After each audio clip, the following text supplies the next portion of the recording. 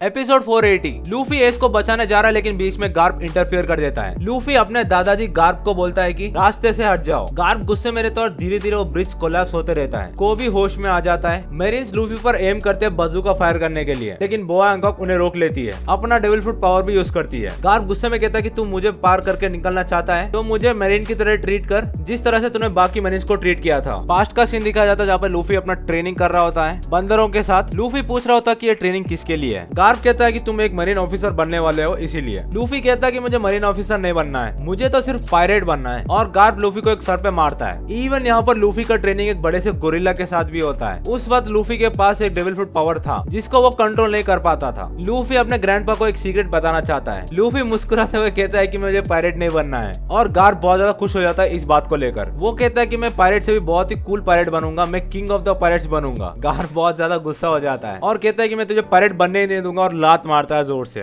Garp Luffy से बहुत ज्यादा प्यार करता है और वो ये भी कहता है कि you don't care about me so much because I treat you very रफली। गार्प कहता है कि मैं तुमसे बहुत ज्यादा रफ बिहेव करता हूँ, इसका मतलब ये नहीं कि मैं तुमसे प्यार नहीं करता हूँ और मैं ये भी नहीं चाहता हूँ कि तू मेरे लिए नेवी ऑफिसर बने। मैं तुम्हें सिर्फ मजबूत बनते हुए देखना चाहता हूँ, सही काम करे और सही रास्ता चुने और यही मेरे मांगे हैं। प्रेजेंट सिनारियो में लूफी बोलता है गार्प को कि वहां से हटो। गार्प कहता है कि अगर तू मुझे नहीं टपकाएगा तो एस के पास नहीं पहुंच पाएगा। लूफी अपना सेकंड गियर अनलॉक करता है। गार्प अपना फिस्ट रेडी करता है। अचानक से गार्प अपने दोनों पोतों को याद करता है, अपने दोनों आंखें बंद कर लेता है और लूफी गार्प को मारता है। लूफी एक बार भी पीछे मुड़कर गार्प को नहीं देखता है और सीधा एस की ओर ही जा रहा होता है। सारे मेरिन्स हैरान हो चुके हैं कि गार्प डाउन हो चुका है। सेंगोकू समझ जाता है आखिरकार इसकी फैमिली है इसलिए वो नीचे गिर चुका है। ऑलमोस्ट ब्रिज टूट जाता है और लूफी आखिरकार एस तक पहुंच ही जाता है। लूफी एस के हैंडकफ्स खोलने ही वाला होता है और हमें इतना बड़ा शॉकिंग सरप्राइज देखने को मिलता है कि सेंगोकू के पास एक डेविल फ्रूट पावर है जो कि जायंट गोल्डन बुद्धा में ट्रांसफॉर्म होता है। That means it's a mythical Zoan Devil Fruit। Luffy कीस निकालता है एस को छुड़ाने के लिए लेकिन कीजर उसे तोड़ देता है। सडनली एक एग्जीक्यूशनर होश में आता है और वापिस एक और शॉकिंग बात पता चलती है, वहाँ पर मिस्टर 3 मौजूद था।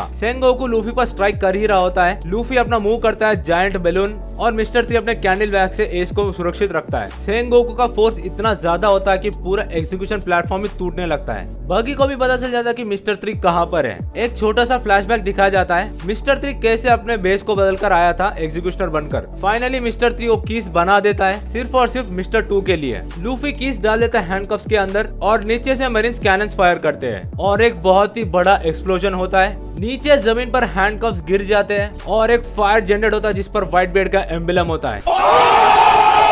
भाई कसम से वो सीन बहुत ही बढ़िया था और एस आजाद हो जाता है। अपने भाई लूफी और मिस्टर 3 के साथ वहां से बाहर निकलता है। सभी व्हाइट बेड पायरेट्स बहुत ज्यादा खुश हो गए। Episode and subscribe.